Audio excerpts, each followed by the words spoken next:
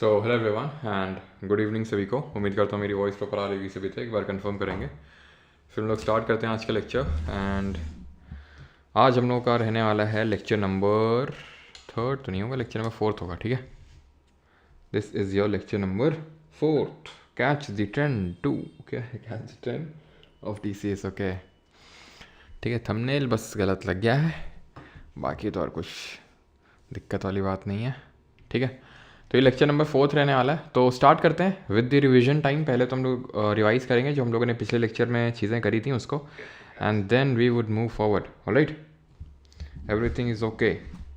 अभी बंदर देख कर आया अच्छा देखा है बंदर? है क्या नाम रख दे बंदर का बताओ? अच्छा रोज आता है ना, अब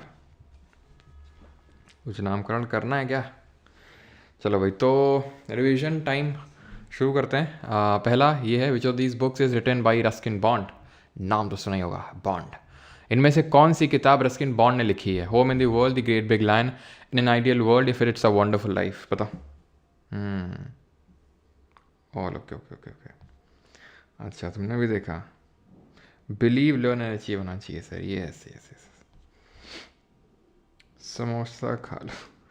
अच्छा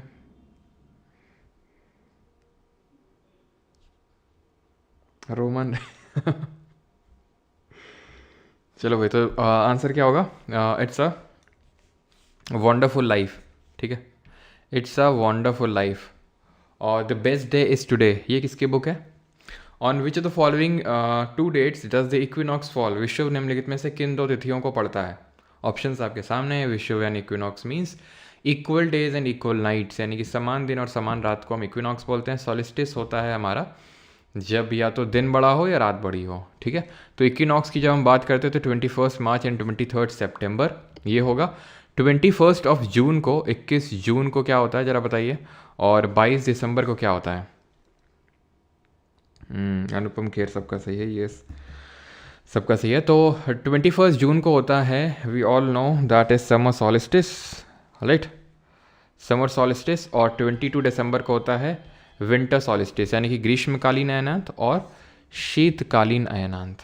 विश्व होता है 21 मार्च और 23 सितंबर को। अच्छा बताओ, एपीहीलियन और पेरीहीलियन कब होता है? ये भी तो हम लोगों ने पढ़ा था।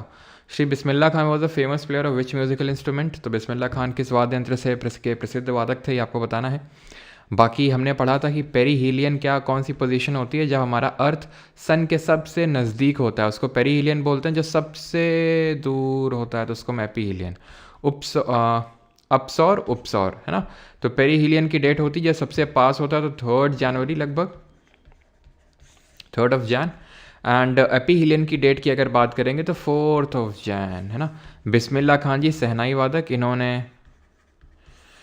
सहनाई बजाई थी रेड फोर्ट में जब हम आज़ाद हुए थे 1947 15 अगस्त को। और इनके नाम पे तेहरान में एक ऑडिटोरियम है। 2001 में इनको भारत रत्न से नवाजा गया था। He became the 3rd musician to receive the highest civilian award of India, है ना। And which of the following dance, और सहनाई में कितने होल्स होते हैं ये बताइए, कितने छेद होते हैं? विच of the following dance form is related with Assam? तो कौन सा डांस फॉर्म असम से संबंधित है आपका? तो हमने देखा था Kathak is a classical dance of Uttar Pradesh. Kalbelia है राजस्थान का एक फोक डांस जो कि स्नेक ट्राइब परफॉर्म करती है इसको, और इसके एक फेमस एक्सपोनेंट है गुलाबो सपेरा, है ना। इसको स्नेक ट्राइब परफॉर्म करती है। भांगड़ा पंजाब का है एंड बिहू असम का है ना। ठीक है, और बिहू कितने तरह, चलो अच्छा बताया तो था मैंने आपको। हाँ, तो बिहू एक फेस्टिवल भी होता है और बिहू एक डांस भी होता है। तो बिहू जो फेस्टिवल होता है, ठीक है, ये कितने तरह का होता है? मैंने कितने तरह के आपको बताए थे। And the last one is this that muscles are of 3 types, which of the following is not one of them? तो मांसपेशियाँ 3 प्रकार की होती हैं, निम्नलिखित में से कौन सा एक प्रकार नहीं है? तो स्मूथ भी होती हैं, which are present in the visceral organs. Visceral organs का मतलब होता है जो भी हमारे सॉफ्ट ऑर्गन्स होते हैं, जैसे कि स्टमक वाले रीजन में, इंटेस्टाइन, यहाँ पर आपकी मसल जो प्रेजेंट होंगी वो स्मूथ होंगी। ये वॉलंटरी होती हैं कि इनवॉलंटरी होती हैं? तो ये इनवॉलंटरी होती हैं, हमारे एक्शन के, हमारे कंट्रोल के बियॉन्ड होती हैं, कंट्रोल में नहीं होती हैं हमारे।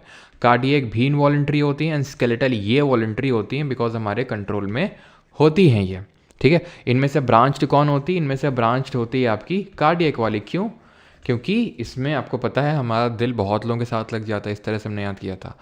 ठीक है, एंड अगर हम बात करेंगे तो स्केलेटल वाली स्ट्रिएटेड होती हैं, यानी कि इसमें लाइट और डार्क बैंड्स देखने को मिलते हैं। स्मूथ और कार्डिक आपकी जो स्मूथ होती है आपकी अनस्ट्रिएटेड होती है, ये चीज़ आपको ध्यान रखना। स्मूथ में स्ट्रेशंस नहीं होते हैं, स्केलेटल में स्ट्रेशंस होते हैं। बिहू 3 तरह का हम लोगों ने देखा था, एक तो बोहाग बिहू, माघ बिहू और काटी बिहू। बोहाग, माघ और काटी, ये 3 तरह के बिहू हमने देखे थे।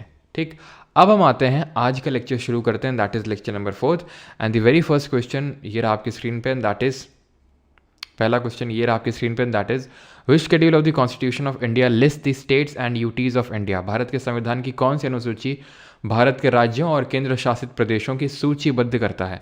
ऑप्शंस आपके सामने हैं, अब बताइए इसका आंसर क्या होगा। तो जब हम शेड्यूल्स की बात करते हैं तो शेड्यूल्स क्या हैं, तो शेड्यूल्स वो हैं, वो कुछ एक्स्ट्रा चीज़ें हैं जो हमारे आर्टिकल्स में नहीं लिखी हुई हैं, है ना।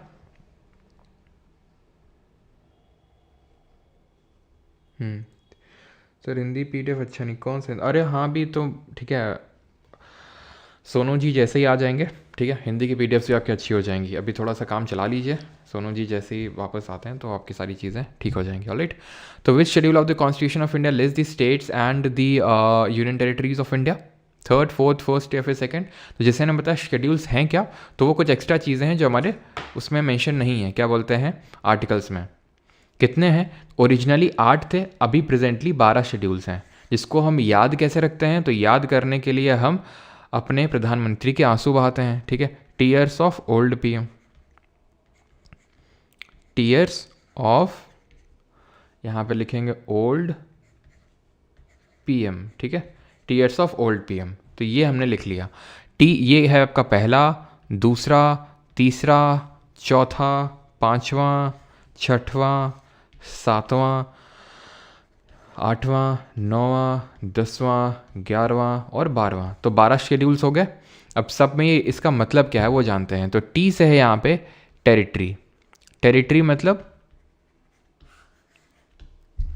Names and territorial jurisdiction of state and union territories, यानी कि नाम और उनका क्षेत्र अधिकार वो लिखा हुआ है किसका, स्टेट और यूटीज का।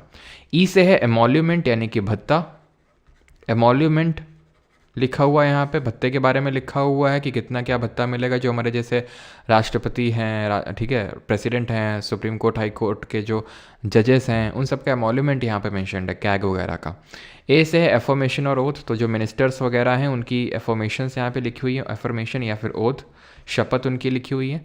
आर से राज्यसभा है, राज्यसभा में सीटों का आवंटन, allocation of seats in Rajya Sabha. और आर्टिकल नंबर 80 को आप यहाँ पे रिकॉल कर सकते हैं, जो हमें राज्यसभा में मैक्सिमम कितनी सीट हो सकती है उसके बारे में बताता है। एस से शेड्यूल्ड एरियाज़ के बारे में हमें पता चलता है, शेड्यूल्ड एरियाज़। ओ से अदर शेड्यूल्ड एरियाज़, जिनको कि हम ट्राइबल एरियाज़ के नाम से भी जानते हैं, अदर शेड्यूल्ड एरियाज़ जिनको कि हम ट्राइबल एरियाज़ के नाम से भी जानते हैं। एफ से है फेडरल प्रोविजंस, ठीक है, फेडरल प्रोविजंस। अब फेडरल प्रोविजन में क्या आता है, फेडरल प्रोविजन में हमारी लिस्ट आती हैं, कौन कौन सी लिस्ट आती हैं, यूनियन लिस्ट आती है, स्टेट लिस्ट आती है और कॉन्करेंट लिस्ट आती है, संघ सूची, राज्य सूची और संवर्ती सूची, ठीक है। कमेंट करके आपको बताना है कि कॉन्करेंट लिस्ट हमने किस कंट्री के कॉन्स्टिट्यूशन से इसको बोरो किया है। देन ओ से है ऑफिशियल लैंग्वेज, ठीक है, 8th शेड्यूल में क्या है, ऑफिशियल लैंग्वेज। तो इसमें कितनी लैंग्वेजेस जरा बताएंगे कमेंट में।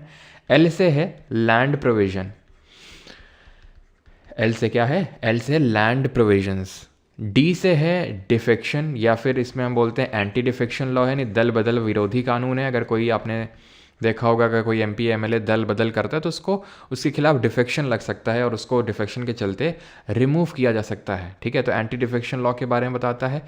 पी से है पंचायत और एम से है म्यूनिसिपैलिटी यानी कि नगर पालिका, नगर पालिका को बुला के गड्ढे भरवाओ, ठीक है। तो यहाँ पे सही आंसर क्या होगा कि स्टेट और यूटीज़ के बारे में कौन सा हमें बताता है, तो इट इज़ दी फर्स्ट, ठीक है। ये तो होगा नहीं बिकॉज ये एफर्मेशन ओथ के बारे में बताता है, ये राज्यसभा के बारे में बताता है, it would be the first. ये एमोल्यूमेंट के बारे में बताता है जो सेकंड शेड्यूल है, ठीक है। लैंग्वेजेस पे अभी मैं जा नहीं रहा हूँ कि 14 थी, 22 हैं, कौन से अमेंडमेंट से कौन सी ऐड हुई, बिकॉज वो देखेंगे। लेकिन अभी ये चीज़ को देखते हैं कि अभी मैंने बताया कि 8 शेड्यूल थे ओरिजिनली। ओरिजिनली का मतलब होता है जब हमने संविधान को लागू किया 26 जनवरी 1949 को, ठीक है। और अपनाया कब संविधान को जरा बताइए, अडॉप्ट मतलब सॉरी एनफोर्स कब किया, लागू कब किया कॉन्स्टिट्यूशन को? तो 8 थे, अभी 12 हैं, यानी कि 9, 10, 11, 12 को कॉन्स्टिट्यूशनल अमेंडमेंट से जोड़ा गया होगा। तो कौन से कॉन्स्टिट्यूशनल अमेंडमेंट है वो? तो यहाँ पर आपको पता होना चाहिए, ये है आपका फर्स्ट कॉन्स्टिट्यूशनल अमेंडमेंट ऑफ 1951 से जोड़ा गया। इसको 52nd कॉन्स्टिट्यूशनल अमेंडमेंट ऑफ 1985 1985 के अमेंडमेंट से जोड़ा गया, जो 52nd हुआ था। और ये आपका 1951 में पहला वाला नेहरू के टाइम पे। ये इस टाइम पे कौन थे जरा बताइए, जब 52nd अमेंडमेंट हुआ था 1985 में, तो कौन प्राइम मिनिस्टर थे कंट्री के? देन ये है आपका 11th, और इसको हमने जोड़ा 73rd अमेंडमेंट ऑफ 1993 1993 के 73वें संविधान संशोधन से, और 74th 74वें संविधान संशोधन से जो अगेन 1993 में हुआ था, उससे हमने म्यूनिसिपैलिटी यानी नगर पालिका के बारे में ऐड किया। इस टाइम पर राजीव गांधी थे जो देश के प्रधानमंत्री थे वो। इसमें टोटल 29 फंक्शनल आइटम्स और इसमें टोटल 18 फंक्शनल आइटम्स हैं। अभी के लिए आपको सिर्फ इतनी चीज़ें याद रखनी हैं। अगले सवाल की ओर बढ़ते हैं, that is the art of decoration called pietra dura became popular during whose reign. सजावट की कला जिसे पीतरा द्यूरा के नाम से जाना जाता है, किसके शासनकाल के दौरान लोकप्रिय हुई? अब पीतरा द्यूरा होता क्या है? तो पीतरा द्यूरा होता है जहाँ पर आप मार्बल का बेस लेते हैं और उसमें जेम स्टोन्स की कढ़ाई करते हैं। कढ़ाई जो भी आप बोलते हैं, आई थिंक कढ़ाई बोलते होंगे, कढ़ाई बोलेंगे, क्या बोलेंगे? तो मतलब एक मार्बल का बेस लिया और उसमें जेम स्टोन्स लगाए, तो उसको पीतरा द्यूरा स्टाइल ऑफ आर्किटेक्चर बोलते हैं। तो ये किसके टाइम पे डेवलप हुआ था? Sher Shah Suri is the wrong answer. The correct answer would be Shahjahan. Option number C will be the correct answer. अब बात कर लेते हैं थोड़ी सी बाकियों की, जैसे जहांगीर की। तो जहांगीर का आप रेन बता दो, शाहजहां का और अकबर का। शेर शाह सूरी की हम चर्चा करेंगे आगे। जहांगीर की अगर बात करेंगे तो 1605 से लेकर 1627 ईस्वी तक इसका शासनकाल रहा जहांगीर का। अकबर का बेटा था ये। तो अकबर का कब से कब तक रहा था? तो Akbar second battle of Panipat जो 1556 में हुआ था, तो 13 साल का था अकबर, तो उस समय थ्रोन पे आया था। और ये रहा था आपका अकबर की अगर बात करेंगे तो 1605 में इसकी डेथ हो गई थी और उसके बाद जहांगीर आ गया था। शाहजहां की अगर बात करेंगे तो ये 1627 में जहांगीर के मरने के बाद में आया था। और 1658 अगर आपको याद हो, बैटल ऑफ धर्मत और सामूगढ़, वैसे तो अभी मैंने बताया नहीं है, लेकिन उसमें औरंगजेब ने अपने बड़े भाई दारा शिकोह को हराया, शाहजहां को बंदी बनाया, कैदी किया। और क्योंकि शाहजहां चाहता था कि दारा शिकोह उसका सक्सेसर बने, लेकिन वो बना नहीं, तो इसलिए उसने बंदी बना दी औरंगजेब ने शाहजहां को। तो ये आपको पता होना चाहिए। एंड शाहजहां ने तो आपको पता ही है कि क्या क्या बनवाया इसने। आगरा में एक तो मोती मस्जिद बनवाया। देखो मोती मस्जिद एक काबुल में है, एक लाहौर में है, और एक एक लाहौर में है, एक आगरा में है, और एक दिल्ली में है। तो आगरा वाली इसने बनवाई थी। जरा कमेंट में बताएंगे आगरा वाली जो मोती मस्जिद है, ठीक है? कमेंट में बताएंगे। जो बाकी मैंने 2 लोकेशंस बताई आपको, दैट इज़ लाहौर और दिल्ली, यहाँ पे किसने बनवाई थी? प्लस आपको पता है रेड फोर्ट, लाल किला भी शाहजहां ने बनवाया। प्लस साथ ही साथ द वेरी फेमस ताजमहल, वो तो बनवाया ही, लेकिन ये बताओ आर्किटेक्ट कौन था इसका? लाहौर वाला जहांगीर ने बनवाया था, और दिल्ली वाला बनवाने का काम किया था औरंगज़ेब ने। यानी कि लाहौर वाला बनाया था इसके मतलब अब्बू जान ने, शाहजहां के अब्बू जान जहांगीर, और दिल्ली वाला बनवाया था इसके बेटे औरंगज़ेब ने। ताजमहल की अगर बात करेंगे तो उस्ताद हामिद लाहौरी, ठीक है? अब्दुल हामिद लाहौरी मत कर देना, ठीक है? अब्दुल हामिद लाहौरी कौन है? Who is Abdul Hamid Lahori? जल्दी से, अब्दुल हामिद लाहौरी, उसका भी लेना देना शाहजहां से ही है। अब्दुल हामिद लाहौरी ने शाहजहां की बायोग्राफी पादशाहनामा लिखी थी, शाहनामा नहीं। शाहनामा किसने लिखी थी ये बताएंगे कमेंट में जल्दी से। Now the next question is this: Who among the following personalities is associated with the musical instrument मैंडलिन से कौन एसोसिएटेड है? तो स्क्रीन पे जो दिख रहे हैं वही एसोसिएटेड हैं। पहचानो कौन है वो? ब्रिजभूषण काबरा हैं, विश्व मोहन भट्ट हैं, यू श्रीनिवास हैं, फिर MS गोपाल कृष्णन हैं। कौन है यह? तो ये हैं आपके यू श्रीनिवास। मतलब अब ये नहीं रहे, he died at a very early age. Liver कुछ इन्फेक्शन वगैरह हो गया था, तो लिवर ट्रांसप्लांट के दौरान इनकी डेथ हो गई थी। But he was a very great musician. Mandolin बजाते थे ये, ठीक है? जो अपने स्क्रीन पे देख पा रहे हैं, बहुत छोटा सा गिटार टाइप होता है ये, बट गिटार से कंफ्यूज नहीं करना है। और ये है हमारे पंडित विश्व मोहन भट्ट। इन्होंने क्या किया था, ये जो इनके स्क्रीन मतलब इनके हाथ में देख रहे हैं, ये कौन सा इंस्ट्रूमेंट है? पंडित विश्व मोहन भट्ट। ये जो इनके हाथ में है ये मोहन वीणा है। एक्चुअल में गिटार को ही इन्होंने कन्वर्ट कर दिया था मोहन वीणा में। गिटार आप देख रहे हैं, वैसे गिटार ऐसे तो बजाया नहीं जाता है, गिटार तो आप जानते ही कैसे बजाया जाता है। तो इन्होंने जो है क्या किया था, इसको थोड़ा सा अपने हिसाब से मॉडिफाई करने का काम किया था, ठीक है। तो इसको हम नया इंस्ट्रूमेंट नाम दे देते हैं एंड दैट इज़ मोहन वीणा, ठीक। एंड बाकी की अगर बात करें ब्रिजभूषण काबरा, तो ये आपके गिटार ही बजाते थे ये, ठीक है, ये गिटार बजाते थे, ऑलराइट। और यहाँ पर मैंने पूछा था शाहनामा किसने लिखी थी, तो शाहनामा फिरदौसी ने लिखी थी, और वो किसके टाइम पे लिखी थी, महमूद गजनी के टाइम पे लिखी थी, यानी 1001 AD की हम बात कर रहे हैं ये, ठीक है, बहुत पहले की। In which year was the first winter edition of the Olympic games organise, तो विंटर ओलंपिक गेम्स जो है वो कब ऑर्गेनाइज हुए थे, ये आपसे पूछा जा रहा है, जल्दी बताइए। विंटर ओलंपिक गेम्स की बात हो रही है, 1926, 1920, 1922 या फिर 1924। तो अगर हम बात करेंगे यहाँ पे बात कर लेते हैं, and that is first Olympics कब हुए थे, फर्स्ट यूथ ओलंपिक कब हुए थे, first winter youth Olympic games कब हुए थे, बताओ जल्दी से। और फर्स्ट ओलंपिक किसमें था जिसमें कि विमेन ने पार्टिसिपेट किया था। इंटरनेशनल ओलंपिक कमेटी के पहले चेयरमैन कौन थे और ये कमेटी कब बनी थी, और इसका हेडक्वार्टर कहाँ पे लोकेटेड है। तो फर्स्ट ओलंपिक की बात करेंगे तो आपको पता होना चाहिए 1896 ग्रीस एथेंस में हुए थे, ठीक है, ग्रीस एथेंस में। कोई इसका मोटो बता सकता है जो पहले वाले हुए थे ओलंपिक गेम्स। यूथ की बात करेंगे 2010 में, कहाँ पे, सिंगापुर में। फर्स्ट विंटर, ये समर यूथ है, ठीक है, ये समर यूथ है। ये विंटर यूथ अगर बात करेगा 2012 इंसब्रक ऑस्ट्रिया, इंसब्रक ऑस्ट्रिया। विमेन सबसे पहले पार्टिसिपेट करी थी 1900 का जो ओलंपिक हुआ था पेरिस फ्रांस में, जहाँ पे अभी लेटेस्ट वाले हुए थे। यही पहला ओलंपिक था जहाँ पर इंडिया ने पार्टिसिपेट किया था, ठीक है। इंडिया की अगर बात करेंगे तो इंडिया के नॉर्मन जो प्रिचर्ड थे, बिल्कुल सही है, सिटियस ऑल्टियस फोर्टियस, ठीक है, सिटियस ऑल्टियस, ऑल्टियस डबल एल हो गया गलती से, एंड फोर्टियस। इंडिया के नॉर्मन प्रिचार्ड ने पार्टिसिपेट किया था, नॉर्मन प्रिचार्ड ने 1900 में। लेकिन अगर कंटिंजेंट पूछेगा, कंटिंजेंट कब हमने भेजा, कंटिंजेंट का मतलब है कि पूरा एक काइंड ऑफ प्लेयर्स का एक मतलब ग्रुप भेजा हमने, तो 1920 में भेजा था, 1920 में। नॉर्मन प्रिचर्ड ने 2 मेडल जीते थे एक ही ओलंपिक्स में, एक ब्रॉन्ज, आई थिंक दोनों ही सिल्वर जीते थे, है ना। तो ये इन्होंने एथलेटिक्स में जीते थे। इंटरनेशनल ओलंपिक कमेटी की अगर बात करेंगे तो इसके पहले प्रेसिडेंट दिमित्री विकेलास थे, ठीक है, दिमित्री विकेलास ये थे। और इसका हेडक्वार्टर कहाँ पे है, लोसाने स्विट्ज़रलैंड में है, लोसाने स्विट्ज़रलैंड में। क्लियर है यहाँ तक। और फाउंडिंग मेंबर अगर पूछेगा ना तो इंटरनेशनल ओलंपिक दिमित्री विकेलास के साथ पीर दी क्यूबर्टिन, और पीर दी क्यूबर्टिन ही थे जिन्होंने जो ओलंपिक के जो छल्ले होते हैं, आपने देखा होगा रिंग्स, है ना, इस तरह से होती है ना वो रिंग्स 5 कॉन्टिनेंट को जो दर्शाती हैं, तो वो पीर दी क्यूबर्टिन ने ही डिज़ाइन करी थी उनको। तो विंटर ओलंपिक तो हमने भी किया नहीं, तो विंटर ओलंपिक कब हुआ था, पहला और समर ओलंपिक तो देख लिया 1896, और पहला समर यूथ और विंटर यूथ भी देख लिया। लेकिन जनरल जो हमारा विंटर ओलंपिक गेम हुआ था 1924 में, कहाँ हुआ था, ये चैमोनिक्स में हुआ था। कहाँ पड़ता है, फ्रांस में। अगले वाले विंटर ओलंपिक गेम्स कहाँ होंगे जरा बताएंगे, ये अगले मतलब कब होंगे ये बताएंगे। मिलान और कॉर्टिना इटली में होंगे, ठीक है, मिलान कॉर्टिना इटली में होंगे 2026 में हमारे अगले जो विंटर ओलंपिक गेम्स हैं वो, ठीक। MS सुब्बुलक्ष्मी या legend in India is known for which of the following. तो MS सुब्बुलक्ष्मी किस लिए जानी जाती हैं, अदिति, दीपेंदु, देवास्मिता, महुआ, सही है सभी का।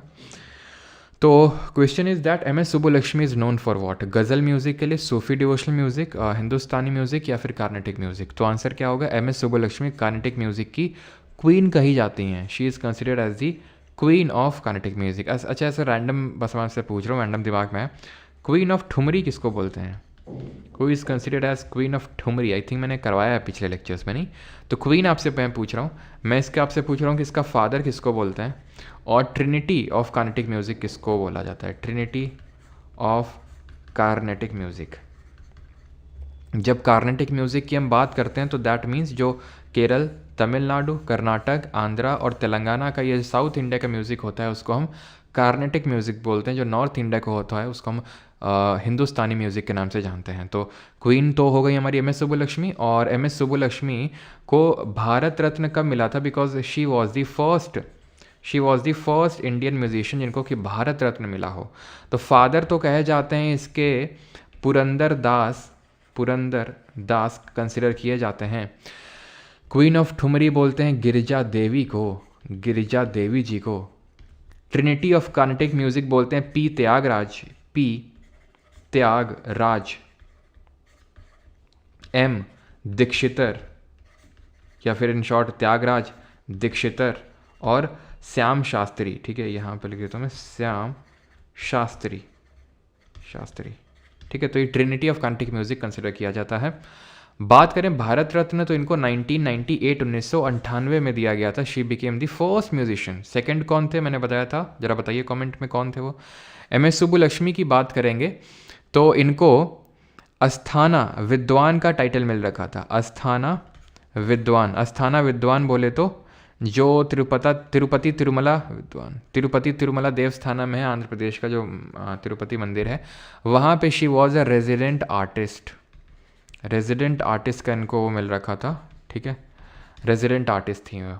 और क्या मैंने पूछा आपसे, दूसरे म्यूजिशियन कौन थे? तो पंडित रविशंकर थे 1999 में, और तीसरे थे 2001 में बिस्मिल्लाह खान। नॉर्थ इंडिया का होता है आपका हिंदुस्तानी म्यूज़िक। क्लियर है? एक मात्र 3 क्लासिकल डांस है आज, क्योंकि मैंने क्लासिकल डांस पढ़ाया है भी ये बैच में, तो वहाँ पर बताया था एक मात्र 3 क्लासिकल डांस है जो कि हिंदुस्तानी म्यूज़िक पे बेस्ड है। वो कौन सा क्लासिकल डांस है? Who among the following was first chief election commissioner of India? निम्नलिखित में से कौन भारत के पहले मुख्य चुनाव आयुक्त थे? डॉक्टर नागेंद्र सिंह, SP सेन वर्मा, सुकुमार सेन, या फिर KVK सुंदरम? तो यहाँ पर अगर हम बात करेंगे तो जो मैंने अभी पीछे आपसे क्वेश्चन पूछा था, क्या क्वेश्चन पूछा था भाई? हाँ ठीक है, हिंदुस्तानी म्यूज़िक में कौन बेस्ड है? कथक।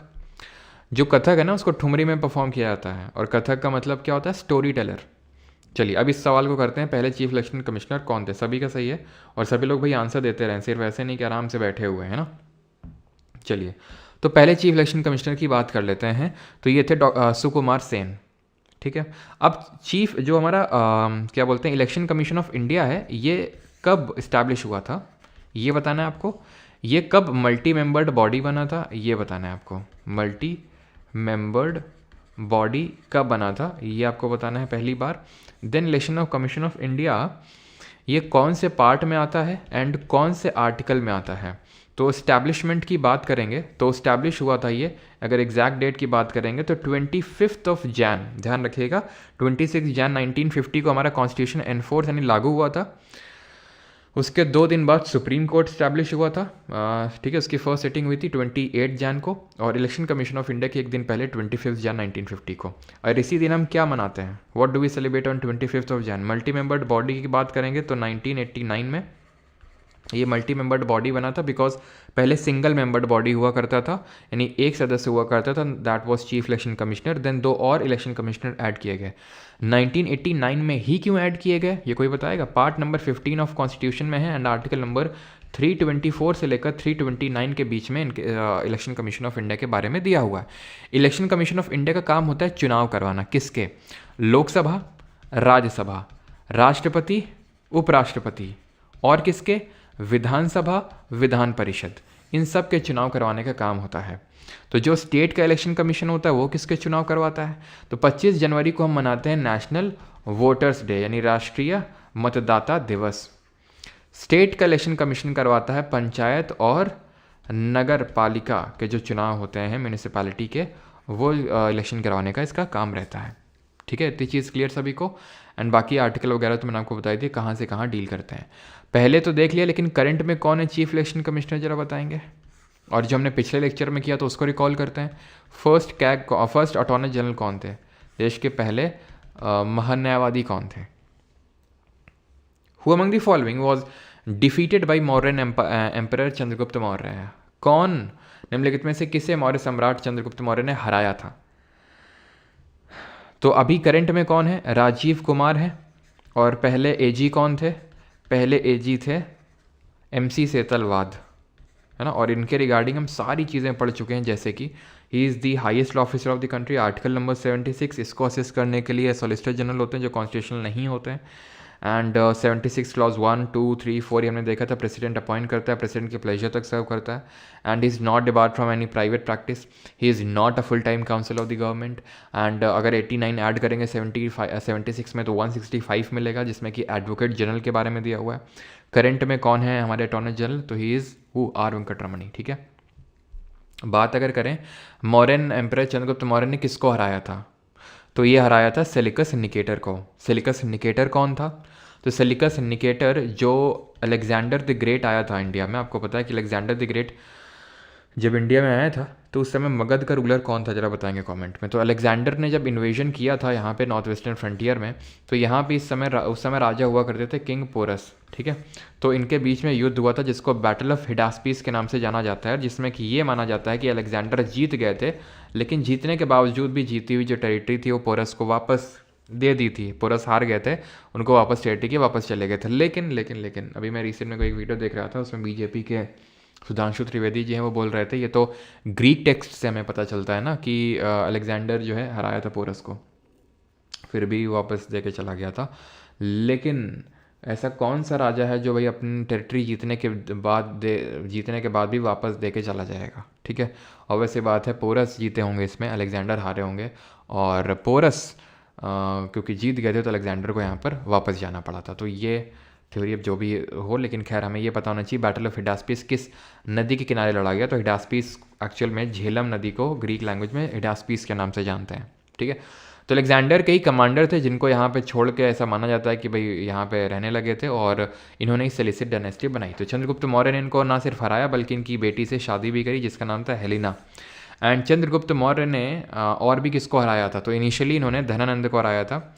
जब अलेक्जेंडर द ग्रेट ने इंडिया में इन्वेजन किया था, जब बैटल हुआ था बैटल ऑफ हिडास्पीस 326 BC में, तो उस समय धनानंदा ही मगध में शासन कर रहे थे। धनानंद जो कि नंद वंश के आखिरी रूलर थे, इनको चंद्रगुप्त मौर्य ने हराया था कौटिल्य विष्णुगुप्त या फिर चाणक्य की हेल्प से, है ना। कौटिल्य विष्णुगुप्त चाणक्य एक ही लोग के नाम है। तो he was the last ruler of Nanda dynasty.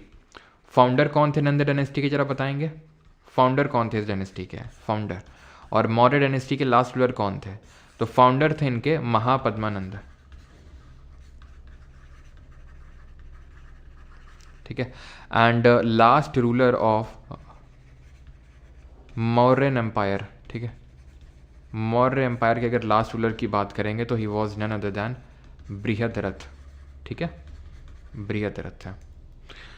Where does the bay of Bengal monsoon branch in the Arabian sea branch merge. Bengal की खाड़ी की मानसून शाखा और अरब सागर शाखा का विलय कहाँ पर होता है, मर्ज कहाँ पे होती हैं, southern part of peninsula, Coromandel coast, north western part of Ganga plain, या फिर north of Deccan plateau. Hello sir, due to you my GS has improved, I have score 28.5 first time in CGL GS section, वरना पहले 15 से 18 से भी कम रहते थे। अच्छा, बढ़िया है फिर तो। चलिए, तो थोड़ा सा मानसून समझते हैं कि मानसून का अराइवल और ये सब किस तरह से होता है। आप में से काफ़ी लोग जो पहले मुझसे पढ़े होंगे तो उन्हें पता होगा कि किस तरह से हम लोग मानसून का अराइवल वगैरह करवाते हैं और सारी चीज़ें होती हैं हमारी। ठीक है, थोड़ा सा इसको हम नीचे से ड्रॉ करेंगे और थोड़ा सा छोटा ड्रॉ करेंगे। ठीक है, ये हमने ड्रॉ कर लिया। तो होता क्या है ना कि विंड कुछ इस तरह से आती हैं, इक्वेटर को क्रॉस करने के बाद ये ऐसे हो जाती हैं, यानी कि इनका डायरेक्शन चेंज हो गया। तो ऐसी विंड को मानसून बोलते हैं, जो डिराइव्ड हैं फ्रॉम द अरेबिक वर्ड मौसम, जिनका मतलब होता है सीजनल रिवर्सल ऑफ विंड। ठीक है, क्या मतलब होता है, सीजनल रिवर्सल ऑफ विंड। ठीक है, अरेबिक टर्म है मौसम। ठीक है, तो मानसून यहाँ पे आया, इसकी दो ब्रांच डिवाइड हो जाती हैं। ये कौन सा सी है, अरेबियन सी। ये कौन सा सी है, बे ऑफ बंगाल। तो अरेबियन सी ब्रांच है, इसको मैं रेड से दिखाता हूँ, एंड जो ये वाली है इसको मैं ब्लू से हम लोग कर लेते हैं, सो दैट कि क्लियरली हमें डिमार्केशन हो जाए इसका। तो सबसे पहले तो यार आपको पता है बे ऑफ बंगाल ब्रांच लक्षद्वीप वगैरह में थोड़ा बहुत बारिश करेगी। देन उसके बाद ये जो वेस्टर्न घाट वाला पार्ट है ना, वेस्टर्न घाट, पश्चिमी घाट, इसका यहाँ पर बारिश करेगा, और मोर स्पेसिफिकली ये इसके वेस्टर्न साइड में बारिश करेगा। इसके पीछे का रीज़न कोई बता सकता है कि वेस्टर्न साइड में ही क्यों बारिश होगी ज़्यादा, ईस्टर्न साइड में क्यों नहीं होगी। देन इसके बाद ये जो है हमारा बे ऑफ बंगाल ब्रांच, ये अंडमान निकोबार में कुछ बारिश करेगा, प्लस यहाँ नॉर्थ ईस्टर्न जो हमारे गारो खासी जयंती यानी मेघालय वाला एरिया है, मेघालय जो प्लेट्यू है जिसको हम मेघालय प्लेट्यू और फिर हम करबी अंगलोंग प्लेट्यू के नाम से भी जानते हैं, तो वहाँ पर बारिश होती है। यहीं पे सिचुएटेड है 3 हिल, गारो खासी जयंती, और इन्हीं में जो बीच वाली है खासी, तो खासी जो होती है यहीं पे सिचुएटेड है मौसिन राम, जहाँ पर सबसे हाईएस्ट रेनफॉल को रिकॉर्ड किया जाता है। ये इसको थोड़ा सा इधर की ओर डिफ्लेक्ट कर देगा नॉर्थ वेस्टर्न साइड में, और ये जब यहाँ पर स्ट्राइक करेगा तो ये एक्चुअल में इसकी भी 3 सब ब्रांचेस डिवाइड हो जाती हैं। एक तो जो यहाँ पर हिट करेगी, एक जो नर्मदा वैली के पैरेलल निकल जाएगी, और एक वो जो अरावली के पैरेलल निकल जाएगी। इन दोनों का जो मिलन होगा, किन दोनों का, इस अरेबियन सी ब्रांच और बे ऑफ बंगाल ब्रांच का, वो यहाँ पे होगा, पंजाब प्लेन्स में होगा, that is north western part of Ganga plain. Because अगर हम ध्यान से देखें तो गंगा प्लेन कौन सा है, ये है, इसका नॉर्थ वेस्टर्न पार्ट में, या बोले तो पंजाब जो प्लेन्स हैं वहाँ पे दोनों मिलते हैं। और 15 जुलाई तक पूरे इंडिया में मानसून फैल जाता है। ये फर्स्ट वीक ऑफ जून को यहाँ पर स्ट्राइक करता है, कहाँ पर, ये जो हमारा वेस्टर्न घाट वाला एरिया है। अब इसलिए बारिश होती है वेस्टर्न साइड ऑफ वेस्टर्न घाट में, बिकॉज ये एक स्पेसिफिक टाइप की रेनफॉल होती है जहाँ पर विंड राइज करती है, जिसको कि हम एनाबैटिक विंड बोलते हैं। यहाँ पे क्लाउड का फॉर्मेशन होता है और यहाँ पे खूब बारिश होती है। ठीक, क्यों? क्योंकि हवा ऊपर उठी, उसका ड्यू पॉइंट रीच कर गया, बारिश हो गई। बारिश तो हो गई, अब तो हवा सूख गई, तो ये नीचे इसको उतरेगी, इसको कैटाबैटिक विंड बोलते हैं, और ये बारिश नहीं करेगी उतने ज़्यादा जितना कि वेस्टर्न साइड में इसने किया। ठीक, तो हमने क्या चीज़ सीखी, मौसम के बारे में सीखा, कहाँ पे सबसे पहले स्ट्राइक करेगा उसके बारे में, दोनों ब्रांच कहाँ मीट करेंगे वो उसके बारे में, ये हमने सारी चीज़ें सीखी। ठीक है, तो ऑप्शन नंबर सी इसका सही आंसर होगा। अब बताइए, तो अगर आप मानसून लौटा भी दें, हम लोग लौटा दें क्या? चलो मानसून को लौटा भी देते हैं लगे हाथ। तो होता क्या है ना कि मानसून कुछ यहाँ से लौटेगा, जहाँ पर भाई गया है एट द एंड वहीं से लौटेगा ना, यहाँ पे पहुँचा था तो यहीं से लौटेगा, ऐसे करके ऐसे लौटेगा। ठीक है, ऐसे लौटेगा तो होगा क्या ना कि इसका जो डायरेक्शन है, क्योंकि आपको पता है कि हमारा जो नदर्न हेमिस्फीयर होता है उसमें चीज़ें राइट की ओर डिफ्लेक्ट होती हैं और सदर्न हेमिस्फीयर में चीज़ें लेफ्ट की ओर डिफ्लेक्ट होती हैं। कारण क्या होता है उसका ज़रा बताएंगे। तो इसका डिफ्लेक्शन कुछ इस तरह से भी होना शुरू होगा। तो यहाँ बारिश ये नहीं करेगा। क्यों बारिश नहीं करेगा? क्योंकि भाई ज़मीन से चल के आ रही है, पानी कहाँ मिलेगा इनको? जैसे ही पानी मिलेगा यहाँ पे तो ये यहाँ पे बारिश कर देंगी। कहाँ पे? कहाँ पे? यहाँ पे। ठीक है, यहाँ पे बारिश कर देंगी। दैट इज़ ईस्टर्न पार्ट में, ईस्टर्न पार्ट में बारिश होने लगेगी। यानी कि जो आपका ये कोरोमंडल कोस्ट वाला एरिया है यहाँ पर बारिश होगी।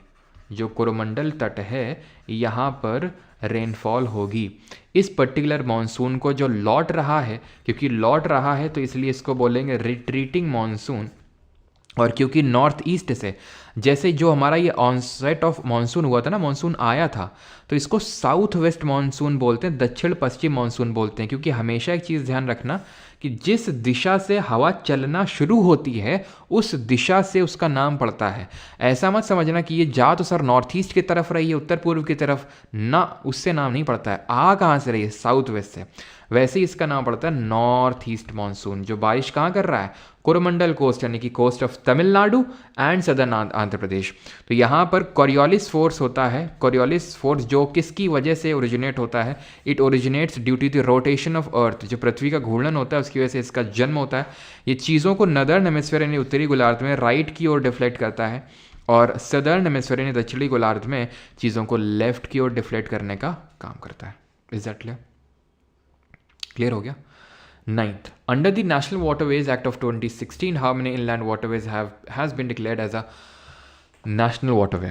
तो कितने नेशनल वाटरवे डिक्लेयर हुए हैं? 111, 109, 121 या फिर 132? कितने हैं? तो सही आंसर यहाँ पे क्या होगा? तो सही है महुआ, सानवी और Joy, Neha. Yes yes sir, रोज़ क्लास होती है? रोज़ तो नहीं होती है, मंडे टू फ्राइडे होती है। ठीक है, मंडे टू फ्राइडे। तो 111 सही आंसर होगा। 111 हमारे नेशनल वाटरवे। अब मैं आपसे पूछ रहा हूँ कि नेशनल वाटरवे 1 कौन सा है, नेशनल वाटरवे 2 कौन सा है, नेशनल वाटरवे 3 कौन सा है? तीनों आपको बताना है। ठीक है, तो वाटरवे 1 को हम बोलते हैं भागीरथी हुगली सिस्टम, गंगा भागीरथी हुगली सिस्टम। ठीक है, ये किसको कनेक्ट करता है? प्रयागराज को हल्दिया से।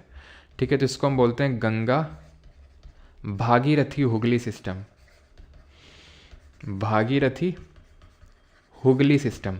अब ये जो हुगली, अब ये मत समझना सर भागीरथी तो वही है ना, भागीरथी और अलकनंदा दोनों मिलती हैं, देवप्रयाग में गंगा बनती है सर, वो नहीं है। हुगली को ही हम भागीरथी हुगली के नाम से जानते हैं, ठीक है। तो ये है आपका प्रयागराज से हल्दिया को कनेक्ट करता है, ये चीज़ थोड़ा सा ध्यान में रखिएगा। It connects Prayagraj to Haldia, ठीक है, ये चीज़ आपको ध्यान रहेगी। एंड नेशनल वाटरवे 2 की अगर बात करेंगे, इट इज़ इन ब्रह्मपुत्रा, ये नॉर्थ ईस्टर्न पार्ट को जो मेन लैंड इंडिया है उससे जोड़ता है, ठीक है, ये ब्रह्मपुत्रा रिवर पे है। वही नेशनल वाटरवे 3 की बात करेंगे तो ये केरल में है, केरल के कोल्लम को कोट्टापुरम से जोड़ने का काम करता है। ये कोल्लम टू कोट्टापुरम कहाँ पर है? केरल में। लगे हाथ क्यों ना हम चर्चा कर लें अपने नेशनल हाईवे की थोड़ा सा, कि किस पर्टिकुलर स्टेट में नेशनल हाईवे का जो रोड नेटवर्क है वो सबसे ज़्यादा डेंस है और सबसे कम कहाँ, सबसे ज़्यादा कम डेंसिटी कहाँ पे है, ये आपको बताना है। सबसे ज़्यादा डेंसिटी कहाँ पे और सबसे कम डेंसिटी कहाँ पे है, रोड डेंसिटी अगर हम बात करूँ तो। नेशनल हाईवे की अगर बात करेंगे तो जो नेशनल हाईवे नंबर 1 है NH1, इसी को ही हम शेरशाह सूरी मार्ग के नाम से जानते हैं, शेरशाह सूरी मार्ग। और national highway that is NH44, it is the longest national highway connecting Srinagar to Kanyakumari. It is the longest, Srinagar को कन्याकुमारी से कनेक्ट करता है।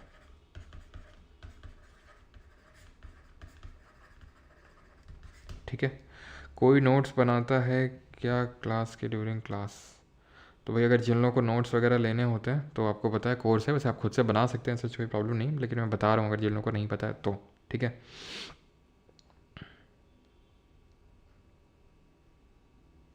चलिए अगला क्वेश्चन करिए।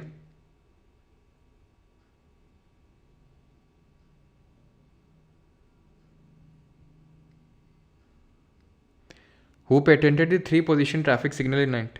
ओके, मैंने यहाँ पे क्वेश्चन पूछा था हाईएस्ट रोड डेंसिटी।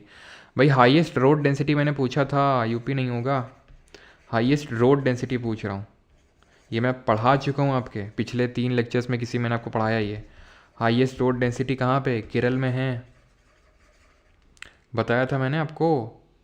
हाईएस्ट कहाँ पे? केरल में। और अगर लोएस्ट पूछ लेगा तो JNK। ठीक, आगे बढ़ते हैं। Who patented the 3 position traffic signal? जो 3 पोजीशन रेड और येलो और जो ग्रीन होता है, इसको पेटेंट किया था गैरेट मॉर्गन ने, ठीक है। Option number A will be the correct answer. अगला है, as per the Timurid tradition Humayun had to share the power with his brothers. Humayun had the control of Delhi, Agra and central India, while his brother Kamran controlled which of the following regions? Timurid tradition होता है जहाँ पे आपको अपनी जो power होती है अपने भाइयों के साथ शेयर करनी पड़ती है। तो जब बाबर की डेथ हो गई 1530 में, तो 1530 में उसकी डेथ के बाद सबसे जो बड़ा बेटा था हुमायूं, तो उसको अपनी पावर शेयर करनी थी उसके जो बेटे थे बोल रहा हूँ, भाई थे उनके साथ। तो कामरान था, अस्कर था और हिंडल था। अस्करी, कामरान, हिंडल, ये 3 भाई थे हुमायूं के, यानी टोटल 4 भाई थे। तो ये चीज़ ध्यान रखिएगा, तिमुरिड ट्रेडिशन के हिसाब से कामरान को क्या मिला था? तो ये मिला था आपका कामरान को तो काबुल और कांधार वाला रीजन मिला था, और ये होगा आपका ऑप्शन नंबर बी। ठीक, हुमायूं को कौन सा मिला था? तो हुमायूं को दिल्ली, आगरा और जो सेंट्रल इंडिया वाला पार्ट है वो मिला था। वेस्टर्न वाला यानी कि जो गुजरात वगैरह वाला जो पार्ट है ना, वो मिला था हिंडल को। ठीक है, जो हिंडल था उसको गुजरात वाला एरिया मिला था। अब हुआ क्या था कि हुमायूं ने अपने भाइयों पे कुछ ज़्यादा ही विश्वास कर लिया था, तो इसके चलते ये हुमायूं दिल्ली छोड़ के ही went to east India to capture the eastern part of India. और यहाँ पर बैठा हुआ था एक अफगान जिसका नाम था शेर शाह सूरी। ठीक है, शेर शाह सूरी। तो इसी वजह से हुमायूं और शेर शाह सूरी के बीच में 2 बैटल होते हैं, 2 लड़ाइयाँ होती हैं। और जैसे अभी हमने देखा था ना, चलो वो भी हम देखेंगे। तो ये कौन सा बैटल ऑफ, एक तो हुआ चौसा, ठीक है, और एक हुआ बैटल ऑफ कन्नौज, जिसको बैटल ऑफ बिलग्राम के नाम से भी जानते हैं। बैटल ऑफ बिलग्राम के नाम से भी इसको जाना जाता है। ये होता है 1539 1539 में, ये होता है 1540, और दोनों में ही हुमायूं एमर्ज्ड विक्टोरियस, शेर शाह सूरी एमर्ज विक्टोरियस, और हुमायूं के यहाँ पे डिफीट होती है। हुमायूं भाग के जाते हैं, कहाँ पे शरण लेते हैं? हुमायूं टुक रेफ्यूज, शरण कहाँ पर ली? इन ईरान में एक असाफिद डायनेस्टी थी वहाँ पर। ये पूछता है क्वेश्चन, ठीक है, असाफिद कहाँ पर शरण ली, तो असाफिद जो डायनेस्टी थी वहाँ पर शरण ली। और जब इसको पता चला कि शेर शाह सूरी की डेथ हो गई है तो इसके बाद ये फिर से वापस आता है लगभग 1555 में, ठीक है। और 1555 से 1556 में बस 1 साल रूल कर पाता है। देन इसकी भी लाइब्रेरी के जो स्टेयर्स हैं, जो लाइब्रेरी की जो सीढ़ियाँ हैं, वहाँ से गिर के इसकी डेथ हो जाती है, किसकी, हुमायूं की, ठीक है। हुमायूं की जो बायोग्राफी है वो उसको जानते हैं हुमायूं नामा के नाम से, और ये उसकी बहन ने लिखी थी।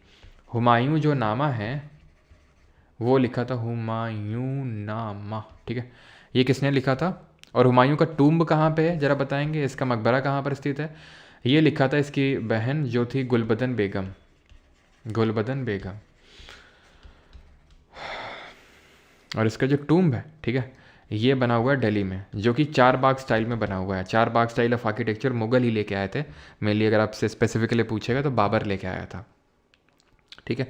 तो कहाँ पर है इसका टूम्ब, दिल्ली में, जो कि आपका यूनेस्को वर्ल्ड हेरिटेज साइट में भी इंक्लूडेड है।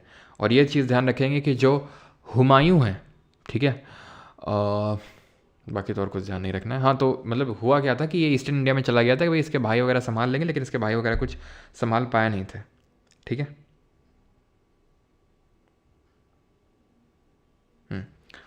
दी नेक्स्ट क्वेश्चन इज, तो अभी हमने देखा था शेर शाह सूरी मार्ग कौन सा था, नेशनल हाईवे नंबर जो 1 था उसको शेर शाह सूरी मार्ग के नाम से भी जाना जाता है, बिकॉज शेर शाह सूरी ने जो ग्रैंड ट्रंक रोड बनवाई थी, जीटी रोड बनवाई थी ना, वही बाद में आपका ये NH1 बन जाता है।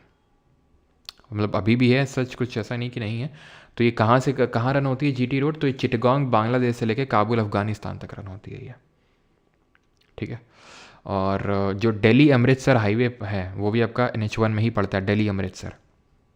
Wardha is a tributary of which of the following river, तो ये वो आसान क्वेश्चन है, हम पहले भी इसके बारे में चर्चा कर चुके हैं, ठीक है। रिवर एंड इट्स ट्रिब्यूटरी, तो वर्धा निम्नलिखित में से किसकी सहायक नदी है, महानदी की, तो बिल्कुल नहीं। महानदी की जरा कमेंट में ट्रिब्यूटरीज बताएंगे, प्लस महानदी में कौन सा डैम बिल्ट है ये बताएंगे, प्लस इसका ओरिजिन कहाँ पे होता है ये बताएंगे, और इसका जो मेन बेसिन है ये किस स्टेट में लाई करता है। नर्मदा रिवर की अगर बात करेंगे तो इसका ओरिजिन कहाँ से होता है, इसमें कौन सा वाटरफॉल बना हुआ है, कौन सा डैम बना हुआ है, और कौन से इंपॉर्टेंट हमने एक्स्ट्रा फैक्ट पढ़े थे। Answer is Godavari. गोदावरी जो कि निकलती है त्र्यंबकेश्वर से, सब पढ़ा हुआ है, ठीक है पीछे, तो उतना ज़्यादा मैं क्लियरली लिखूंगा नहीं इसके बारे में। जीटी रोड करके, जीटी, ठीक है, त्र्यंबकेश्वर से निकलती है। इसकी हमने ट्रिब्यूटरीज को पढ़ा था ऐसे, वर्ल्ड वॉर 1 वर्धा, वेनगंगा, इंद्रवती, पर पौआ, परसन, पेनगंगा, पूर्णा और प्राणहिता, और एमएस सुब्बुलक्ष्मी, मंजिरा और सबरी। तो ये हमने ट्रिब्यूटरीज पढ़ी थी गोदावरी की, जिसको वृद्ध गंगा और दक्षिण गंगा के नाम से जानते हैं। लेकिन गंगा ऑफ साउथ इंडिया अगर पूछ लेगा तो वो कौन सी होगी आपकी। तापी रिवर कहाँ से निकलती है, ये बैतूल प्लेट्यू से निकलती है, जो कि मध्य प्रदेश में पड़ता है। और तापी का जो 80% ऑफ जो बेसिन है वो किस स्टेट में लाई करता है, ये भी रिसेंट में SSC के एग्जाम में पूछा गया था। 80% इसका बेसिन किस में लाई करता है।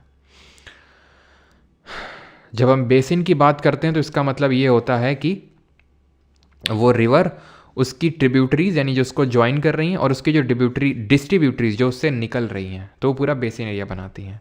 महानदी की ट्रिब्यूटरीज की अगर बात करेंगे तो Ong, Jonk, Tel, Hasdeo, Mand, dam Hirakud which is the longest dam in Orissa, मतलब इंडिया का लॉन्गेस्ट डैम है कहाँ पे, उड़ीसा में। ओरिजिन कहाँ से होता है, सिहावा हिल से होता है, और मेन इसका जो बेसिन है वो उड़ीसा में ही लाई करता है, सिहावा हिल्स, सिहावा की पहाड़ियाँ। ओरिजिन नर्मदा की बात करेंगे तो अमरकंटक प्लेट्यू से, अमरकंटक के पठार से इसका ओरिजिन होता है।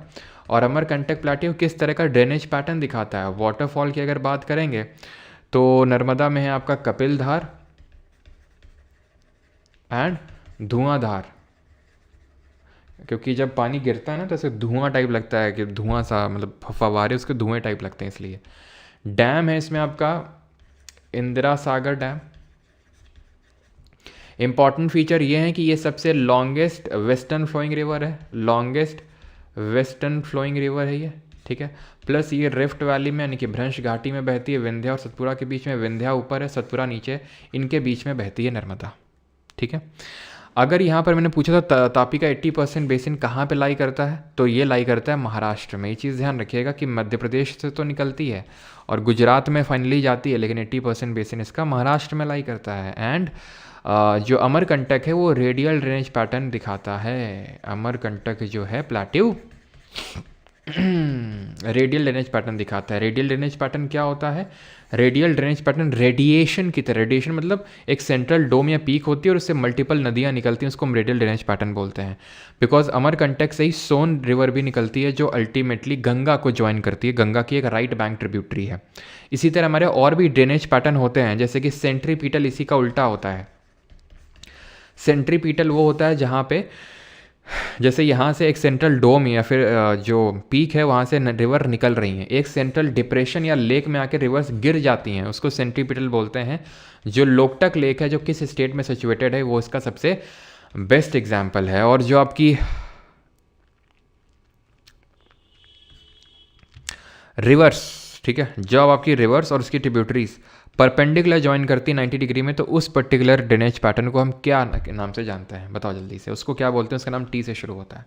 तो लोकटक लेक कहाँ पर है? मणिपुर में, जहाँ पर आपको केबुल लेमजाओ नेशनल पार्क, जो कि एक फ्लोटिंग नेशनल पार्क है, तैरता हुआ राष्ट्रीय उद्यान, वो देखने को मिलता है। और यहाँ पर अगर हम बात करेंगे तो it is trellis drainage pattern, ठीक है, जहाँ पर रिवर्स ज्वाइन, एक second, tributaries join river at right angles. What were the main obstacles during the industrial development of India at the time of independence? स्वतंत्रता के समय भारत के औद्योगिक विकास के दौरान मुख्य बाधाएं क्या थीं? बताओ जल्दी से, ऑप्शंस आपके सामने। क्या बाधा थी इंडिया के पास? यस ऋषभ शर्मा, बिल्कुल सही है। सरदार सरोवर डैम भी नर्मदा रिवर पे, ये बिल्कुल सही। यस, डांसिंग डियर और शंघाई डियर आपका केबुल लैमजाओ नेशनल पार्क में देखने को मिलेगा, जो कि मणिपुर का मणिपुर का स्टेट एनिमल भी है।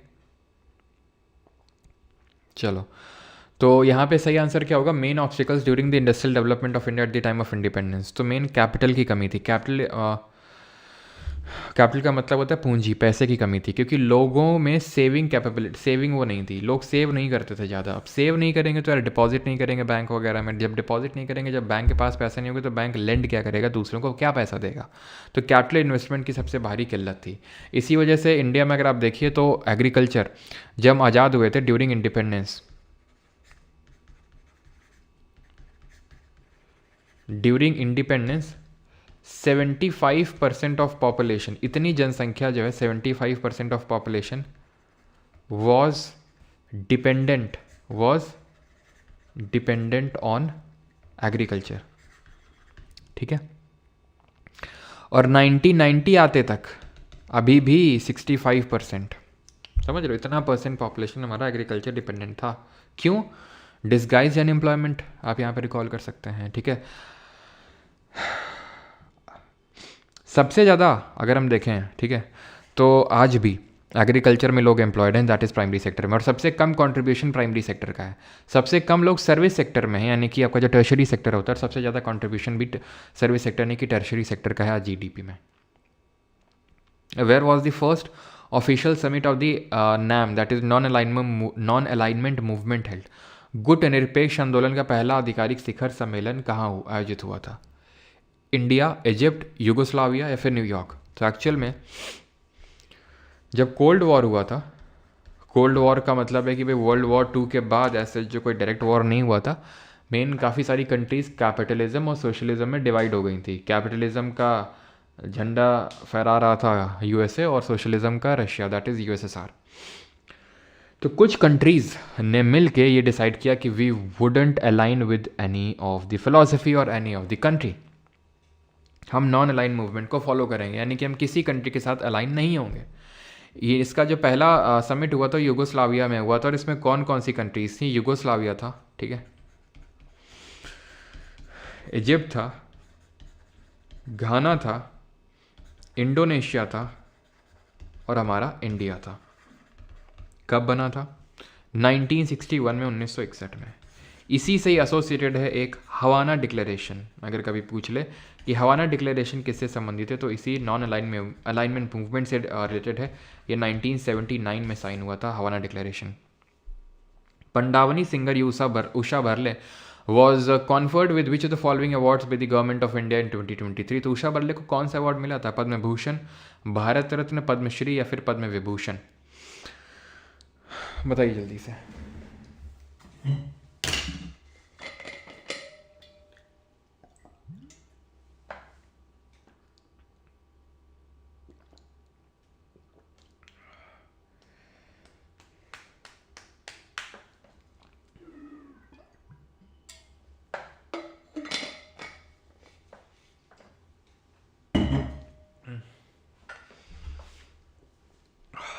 उषा बर्ले, पंडावनी कहाँ का डांस है, किस स्टेट का है?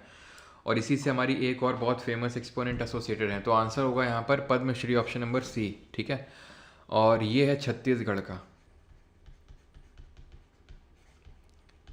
ये एसोसिएटेड है महाभारत की जो कहानियाँ हैं, महाभारत की जो टेल्स हैं, महाभारत की जो टेल्स हैं उसको यहाँ पर दर्शाया गया है। पांडव शब्द से आया है, छत्तीसगढ़ का फोक डांस है। इसी से एसोसिएटेड है तीजन बाई, जो उषा बर्ले जी से भी फेमस एक्सपोनेंट, मतलब आप बोल सकते हैं तीजन बाई। इनको क्योंकि पद्म भूषण मिल चुका है, पद्मश्री तो 4th हाईएस्ट सिविलियन अवार्ड है, पद्म विभूषण तो 2nd हाईएस्ट सिविलियन अवार्ड है।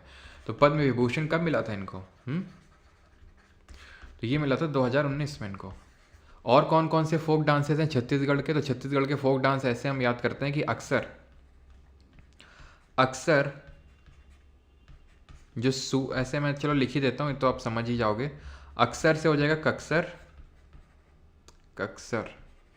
अक्सर जो सुआ होते हैं, सुआ का मतलब होता है पैरट, तो अक्सर सुआ जो है वो कर्म नहीं करते हैं, क्या करते हैं वो गेंडी मारते हैं, ठीक है, गेंडियाँ मारते हैं वो। अक्सर सुआ कर्म ना करके गेंडियाँ मारते हैं। तो अक्सर से कक्सर, सुआ से सुआ डांस, और कर्म से कर्मा डांस, और गेंडी से गेंडी डांस।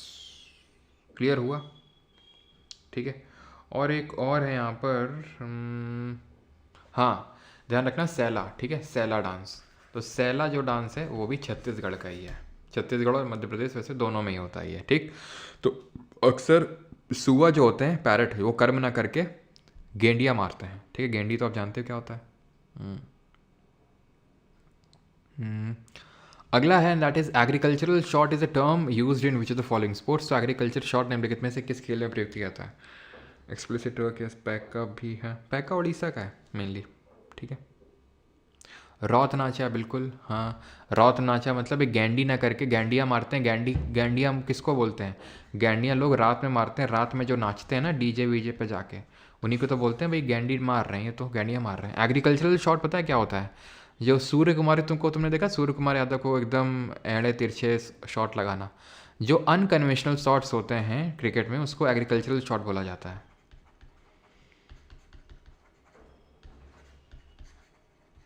क्रिकेट में है ये, option number C. In which of the following state is the Mafi festival celebrated? निम्नलिखित में से किस राज्य में मै द मैफी त्यौहार मुख्य रूप से मनाया जाता है? अरुणाचल, नागालैंड, असम या फिर उड़ीसा? तो अरुणाचल की बात करेंगे तो इसको हम पता कैसे याद करें अरुणाचल में कैसे? हाँ, तो अरुणा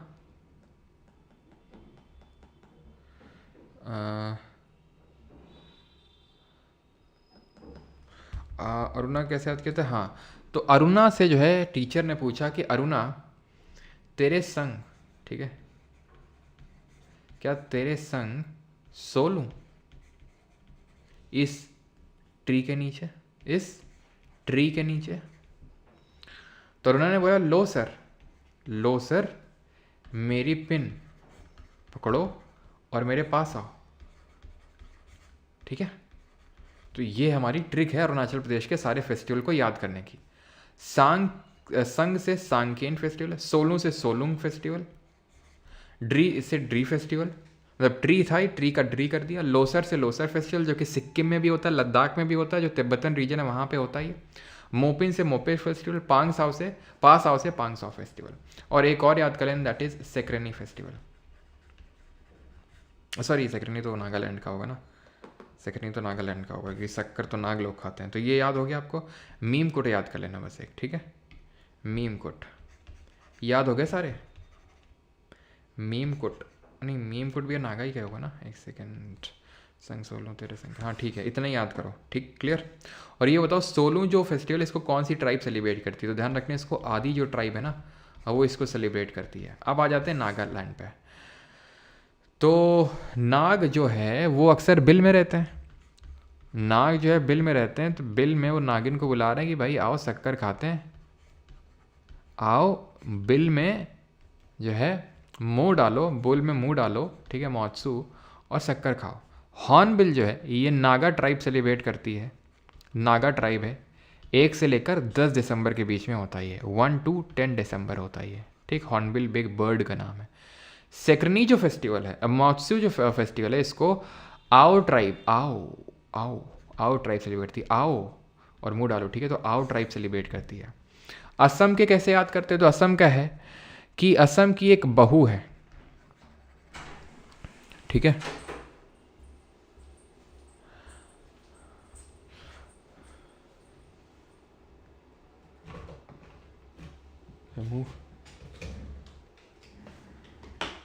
ये रखिए।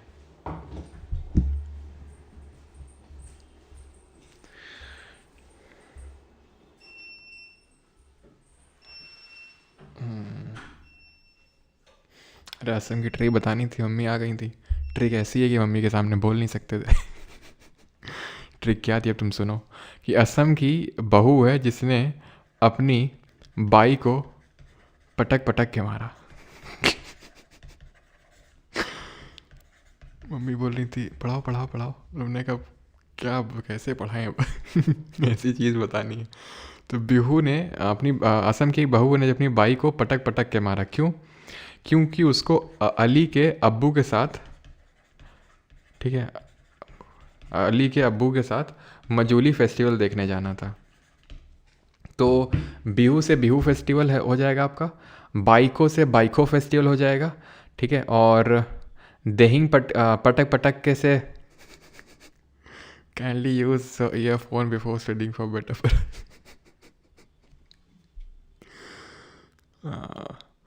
ठीक है। तो बाई को पटक पटक के मारा। और अली से अली लिगांग फेस्टिवल, अली आई लिगांग फेस्टिवल। अम्बुबाची से अम्बुबाची फेस्टिवल, जो कि कहाँ पे होता है?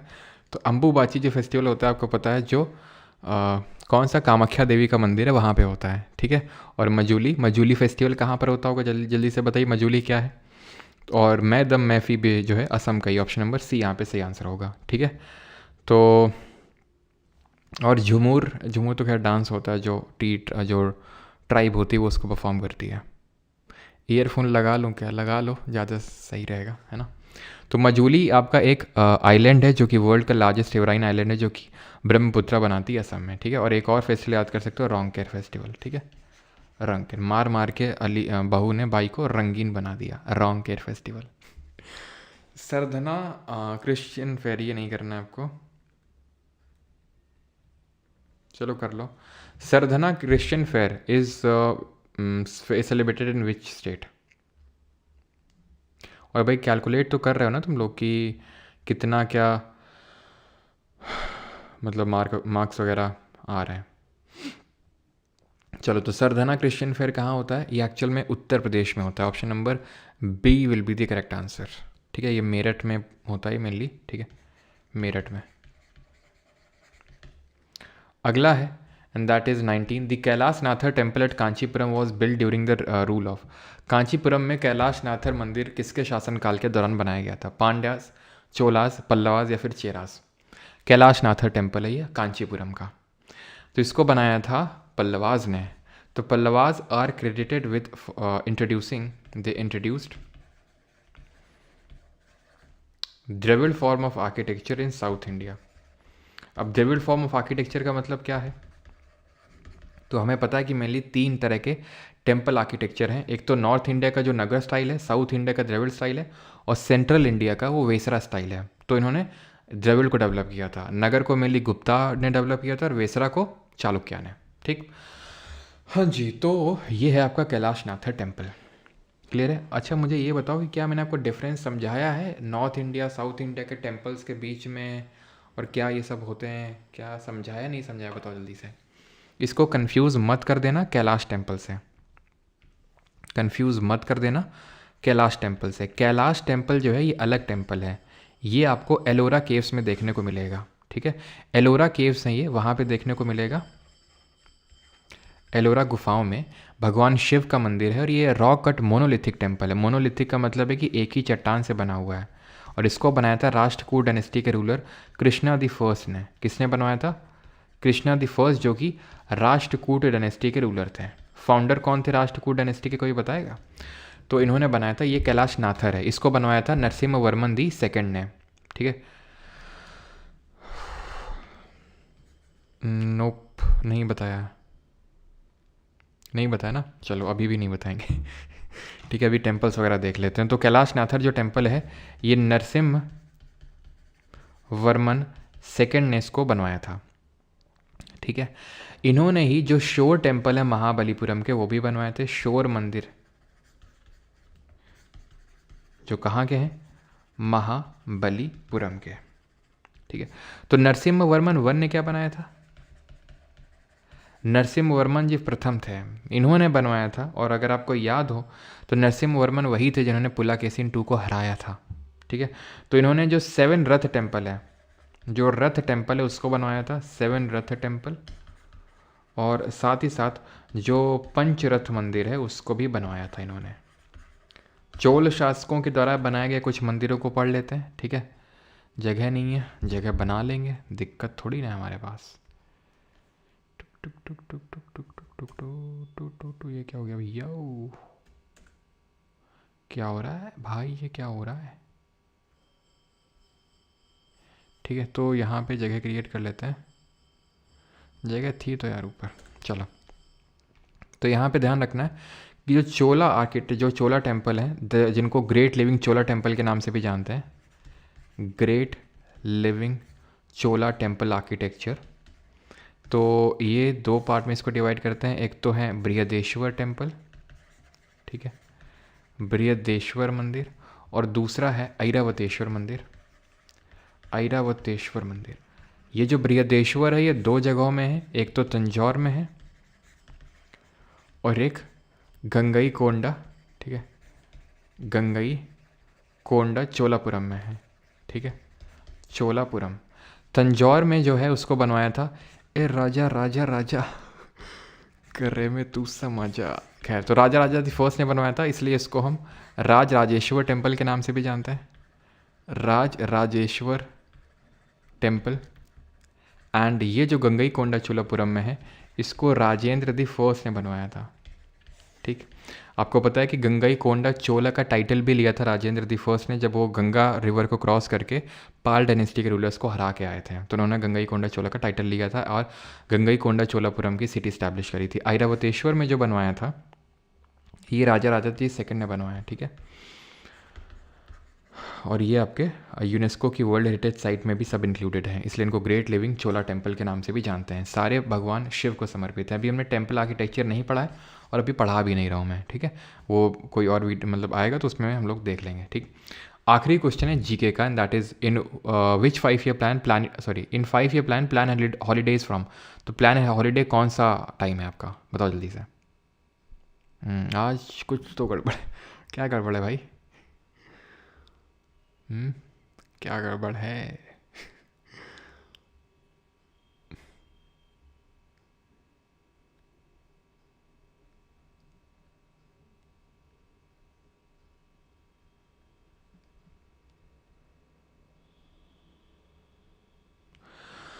क्या है ये डाउट? पशुपतिनाथ जो मंदिर है शायद आप उसकी बात कर रहे हैं, जो नेपाल में है, जो पगोडा के फॉर्म में है। वो ना तो द्रविड़ है ना तो आपका, ना तो द्रविड़ है ना तो नगर है, वो अपना अलग स्टाइल है उसका। ठीक है, जो नेपाल में है, जो ज्योतिर्लिंग में से एक है। सर कभी आपकी मम्मी ने आपके लेक्चर देख लिए तो मम्मी को दिखाते हैं ना, मम्मी बोलते हैं लेक्चर वेक्चर मत देखा करो, मम्मी क्या करोगी, ये सब देख लो जो बाकी शॉर्ट वगैरह होते हैं। मम्मी शॉर्ट वगैरह ही देखती हैं।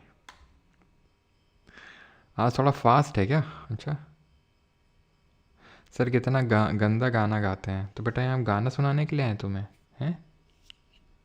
चलो भाई, तो इन 5 ईयर प्लान हॉलीडेज फ्रॉम, तो 5 ईयर प्लान की थोड़ी चर्चा कर लेते हैं। पंचवर्षीय योजनाएं, तो पंचवर्षीय योजनाएं कब शुरू होती हैं? तो सबसे पहले तो प्लानिंग कमीशन का गठन किया जाता है।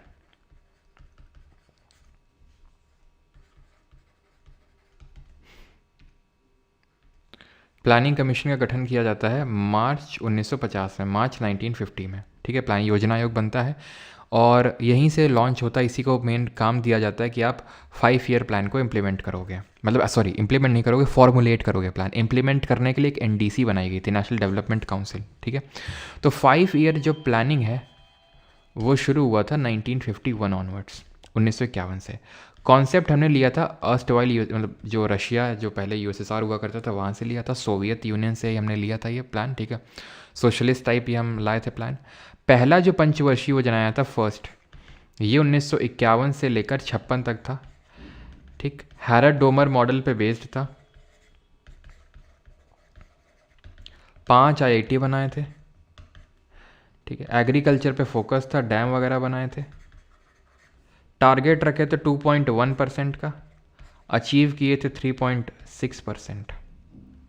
सेकेंड 5 ईयर प्लान की अगर बात करेंगे 1956 से लेकर 1961 तक, पीसी महालनोबिस मॉडल पे बेस्ड था।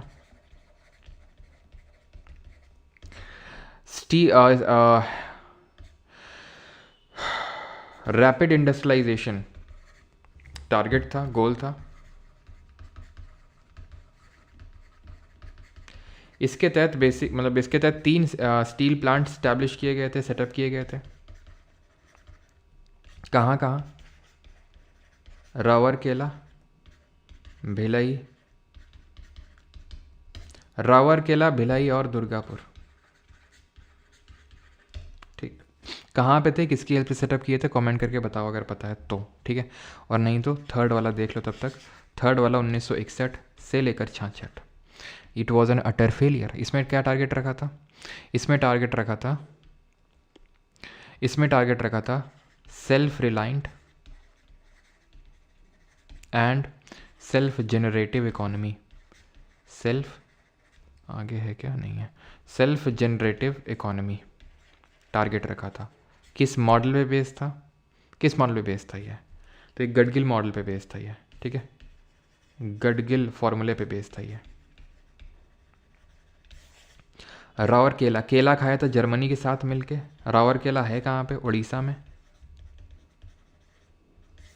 भिलाई, पिलाई करी थी यूएसए की, यूएसएसआर के साथ मिलके, ठीक है। तो यूएसएसआर। भिलाई है कहाँ पर? छत्तीसगढ़ में। दुर्गापुर कहाँ पर है? वेस्ट बंगाल में। दुर्गा जी की पूजा करी थी यूके के साथ मिलके, यूनाइटेड किंगडम के साथ मिलके। Third 5 year plan was an utter failure. क्यों? क्योंकि जो थर्ड 5 ईयर प्लान था इस टाइम पे 1962 1962 में चाइना के साथ सीनो इंडियन वॉर, नहीं चाइना के साथ वॉर हुआ। 1965 में पाकिस्तान के साथ भी वॉर हुआ एंड ड्रॉट आ गया, जिसकी वजह से यहाँ पे जो टारगेट रखा था 5.6% का, अचीव किए मात्र 2.8%। कहीं कहीं 2.8 भी लिखता है वो। सेकेंड में जो टारगेट रखे थे वो 4.5% था और अचीव किए थे 4.27%। तो क्योंकि इतना बड़ा फेलियर हो गया 66 के बाद, फिर 3 साल हम ब्रेक लिए, ठीक है। रेस्ट मोड में चले गए 3 साल के लिए। प्लान हॉलीडे इसको बोलते हैं, याद रहेगा तीनों। और 3 के बाद क्या हुआ? तो 3 याद हो गए, ऐसे धीरे धीरे सारे हम 5 ईयर प्लान कवर कर लेंगे, ठीक। क्लियर? प्लानिंग कमीशन का चेयरमैन कौन होता था? प्राइम मिनिस्टर ही होता था, प्रधानमंत्री। सर आपके नाम से इंस्टा पर अकाउंट है क्या? वो आपका ही है जिसमें वो फौज में है? ना ना ना ना भैया, फौज वौज नहीं, एक ही अकाउंट है इंस्टाग्राम का और उसका यूज़र नेम है परमार_अकेडमी। उसमें करंट में 2,26,000 फॉलोवर हैं, ठीक है। 226K, ठीक है, 226K उसमें है। ऐसा कोई नहीं जिसमें फौज वौज में कुछ डीपी में लोगो लगा हुआ है, बस ये ध्यान रखना, ठीक है। चलिए विच एलिमेंट, अब आ जाते हैं साइंस पे। तो जरा बताओ 20 में कितना स्कोर किया साइंस के, हम क्वेश्चंस करते हैं।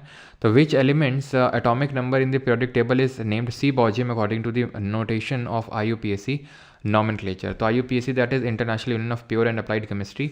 इसकी एक ब्लू बुक होती है और एक इसकी रेड बुक होती है। किसमें क्या दिया हुआ था जरा बताएंगे?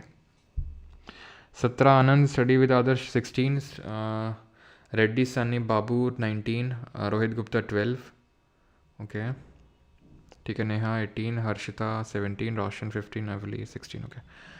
तो करते हैं इस क्वेश्चन को। देखो कुछ ऐसे हमारे एलिमेंट है पीरियोडिक टेबल में। पहले तो बताओ नेचुरली अकरिंग कितने एलिमेंट हैं हमारी मॉडर्न पीरियोडिक टेबल में? नेचुरली अकरिंग एलिमेंट कितने हैं? टोटल तो 118 हैं, लेकिन उनमें नेचुरल अकरिंग कितने हैं? तो कुछ ऐसे एलिमेंट है जो किसी फेमस साइंटिस्ट के नाम पे हैं, जैसे कि आपका सी बॉर्जियम, ये 106 है। 101 यहाँ पे लिख देता हूँ, 101 इम्पॉर्टेंट है, 104 इम्पॉर्टेंट है, 102, 104, 107, 106 तो देख ही लिया है। तो 101 है आपका मेंडलीव जी के नाम पे, जिनको father of modern periodic table के नाम से जानते हैं, तो मेंडलीवियम।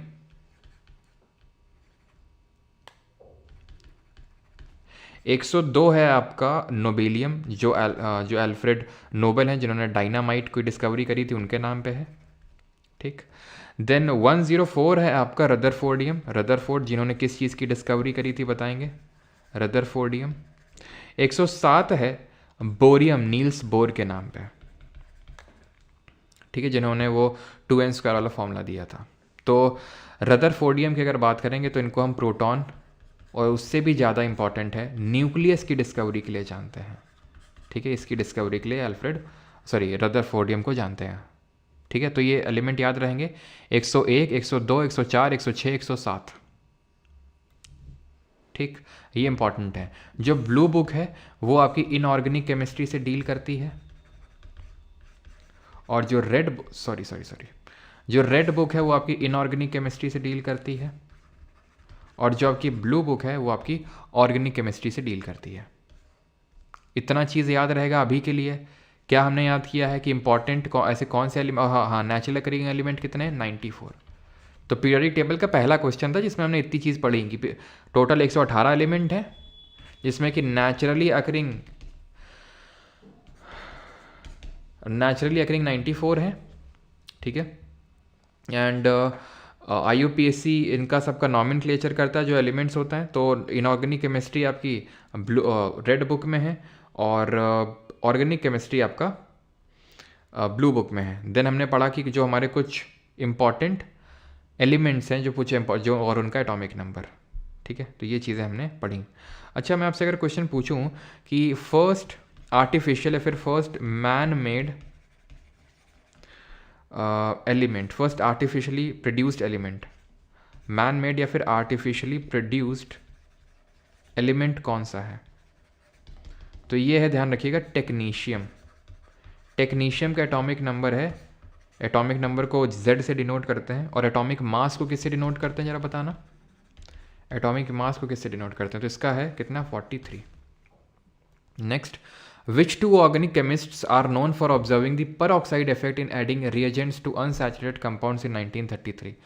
1933 में किन दो ऑर्गेनिक केमिस्ट ने ऑब्जर्व किया था कि पेरोक्साइड इफेक्ट होता है, कि जहाँ पर मोस्टली हम हाइड्रोजन ब्रोमाइड को लेते हैं HBr को, और उसके प्रेजेंस में अनसैचुरेट को सैचुराइड में कन्वर्ट करते हैं, पेरोक्साइड इफेक्ट बोलते हैं उसको। इसको हम खरास इफेक्ट भी बोलते हैं। खरास नहीं, ये वाली खरास नहीं, खरास नाम है साइंटिस्ट का, खरास इफेक्ट एंड मेयो, ठीक है। और मेयो वो नहीं है हिस्ट्री वाला जिसको कि शेर अली अफरीदी ने मारा था, जिसके टाइम पे पहली अनसिंक्रोनाइज्ड सेंसस हुई थी 1872 में, है ना। तो एटॉमिक मास को हम A से डिनोट करते हैं, M से डिनोट नहीं करते हैं, चीज़ ध्यान रखिएगा, ठीक है।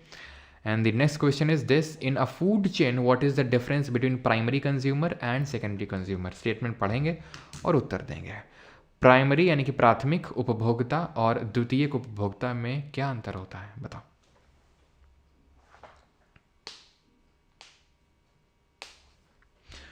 बिल्कुल आनंद, वो एक रेड डेटा बुक होती है, वो IUCN की भी होती है, बिल्कुल होती है, ठीक है। वो रेड डेटा बुक होती है जिसमें कि 9 हमारी लिस्ट में डिफरेंट हमारे फ्लोरा और फौना को कैटेगराइज किया जाता है।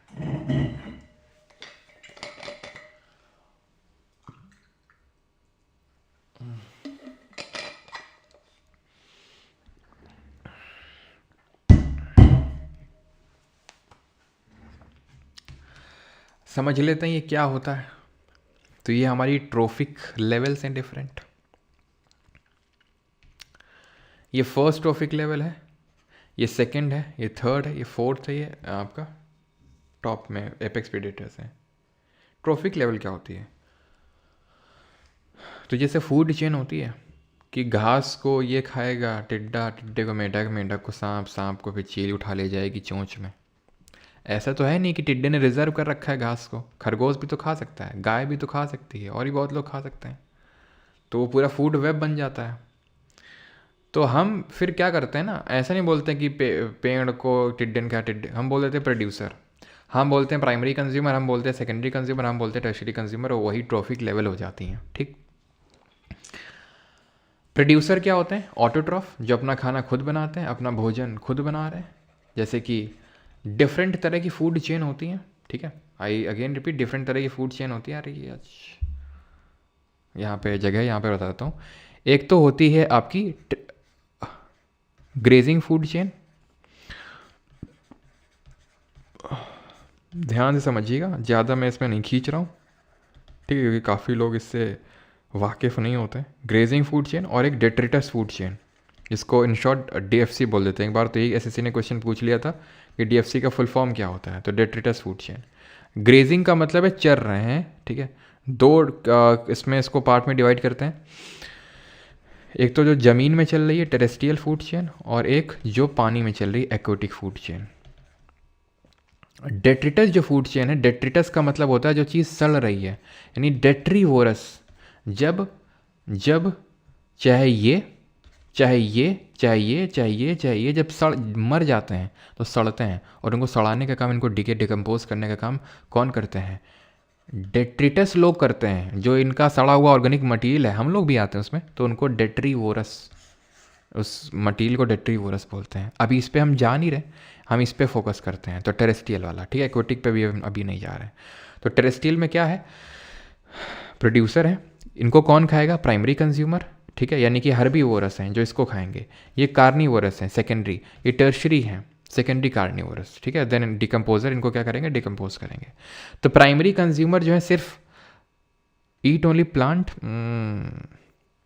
Primary consumer eat only plant and secondary consumer eat primary consumer. Simple. Primary consumer जैसे गाय है, तो गाय एक प्राइमरी कंज्यूमर होगी, होगी कि नहीं होगी? वो प्रोड्यूस पे खाएगी। सेकेंडरी कंज्यूमर इसको खाएंगे। क्लियर हो गया? किसी कोई दिक्कत तो नहीं? एक चीज़ और बता दूं, ये पिरामिड ऐसा क्यों है, इन्वर्टेड क्यों है? क्योंकि ये आप ही समझ लो कि एनर्जी पिरामिड है। हर ट्रॉफिक लेवल पे एनर्जी घटती जाती है। ठीक है, इन ईच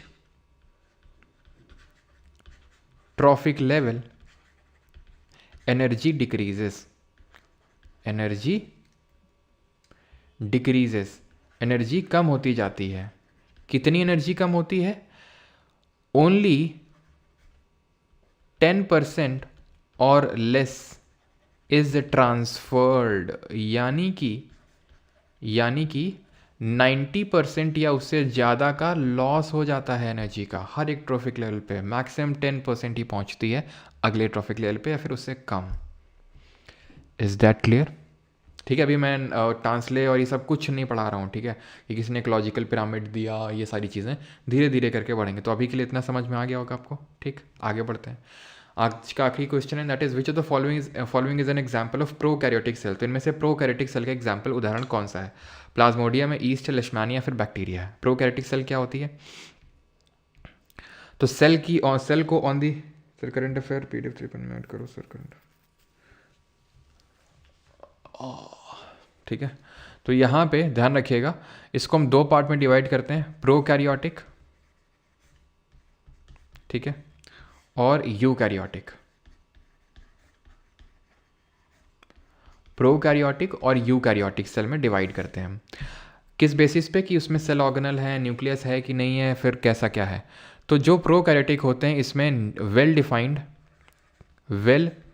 डिफाइंड जो न्यूक्लियर रीजन होता है, ठीक है, न्यूक्लियर रीजन होता है वो एब्सेंट होता है, वो नहीं होता इसमें, इसमें प्रेजेंट होगा वेल डिफाइंड न्यूक्लियर रीजन। ठीक है, क्लियर रहती चीज़।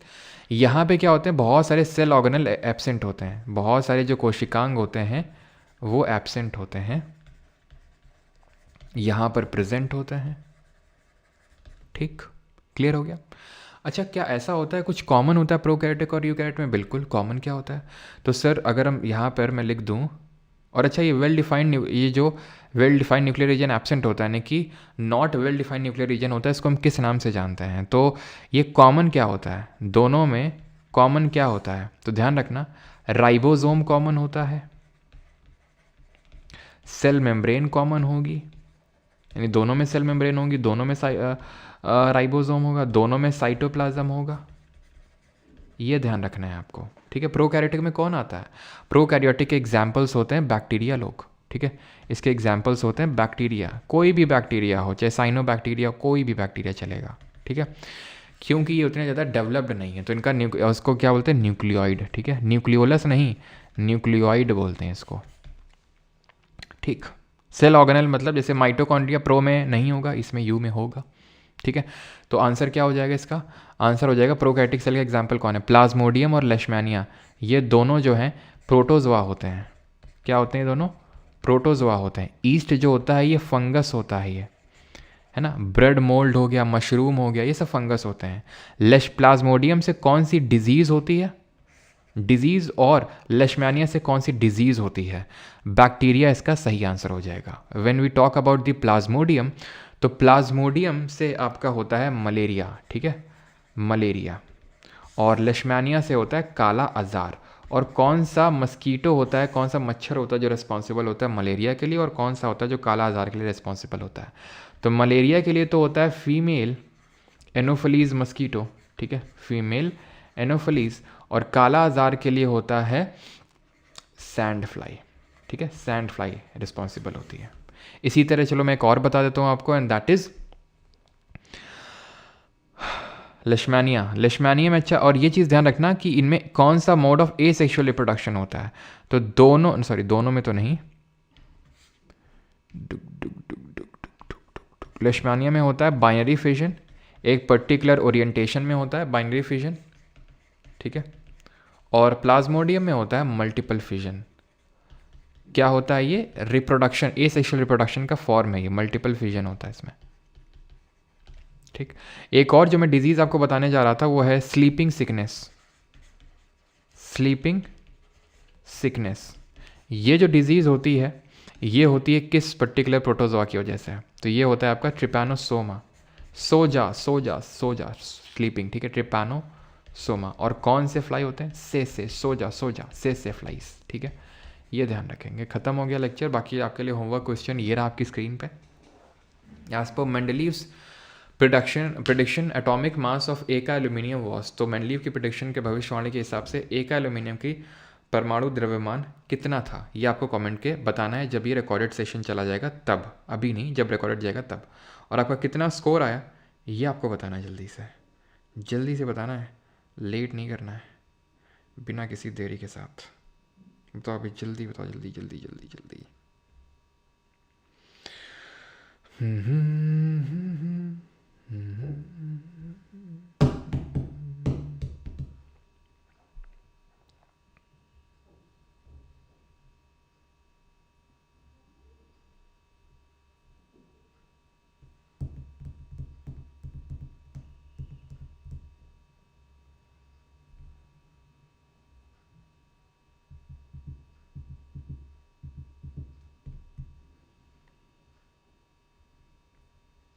अच्छा बताओ, बैक्टीरिया की सेल वॉल किसकी बनी होती है? बैक्टीरिया की सेल वॉल किसकी बनी होती है? मैंने आपको बताया था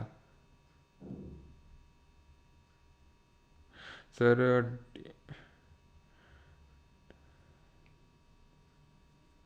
बिल्कुल, डीएनए भी कॉमन होगा। ठीक है, डीएनए भी कॉमन होता है प्रोकैरियोट और यूकैरियोट में। तो बैक्टीरिया की सेल वॉल किसकी बनी होती है? पेप्टिडोग्लाइकिन या फिर पेप्टिन की। और उसकी जो आउटर वो होती है, वो एक स्लाइम लेयर होती है, इसको ग्लाइकोकैलिक्स के नाम से जानते हैं। ठीक है, चलिए सिर्फ अप्रैल 4 जुलाई हो गया यार, फिक्स नहीं होता है वो, 3rd 4 जुलाई को होता है, जिस तरह पेरिलन 3rd या 4th जनवरी को होता है, सच फिक्स नहीं होती डेट। गणना नहीं किया है बेटा, गणना करो यार, ऐसे कैसे चलेगा।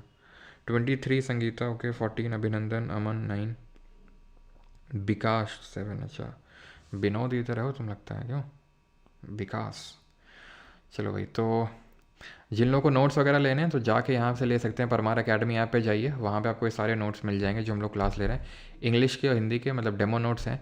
हिंदी की वो और बेटर होंगे, क्योंकि आपको पता है जो हिंदी के नोट्स बनाते हैं उनके फादर की अभी डेथ हो गई है, तो वो अभी नहीं बना पा रहे हैं। बाकी इंग्लिश के तो ऐसे ही रहेंगे जैसे हैं, तो वो डेमो पड़े हुए हैं, डिजिटल फॉर्मेट में रहेंगे। हिंदी के हाथ से मतलब पेन पेपर मोड में, वो सिर्फ 15 आ रहे, कोई नहीं, धीरे धीरे इम्प्रूव करना है। दिल्ली वालों का हाल चाल पूछो।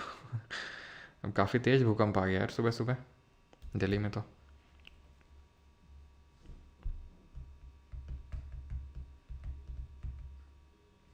आपने जनवरी लिखा है तो करेक्ट कर लेना यार। आप कहाँ रहते हो भाई? मैं दिल्ली में नहीं रहता हूँ थैंकफुली। ओके, जुलाई की जगह जैन लिख दिया, ओके। हाँ जी, बाय बाय सभी को।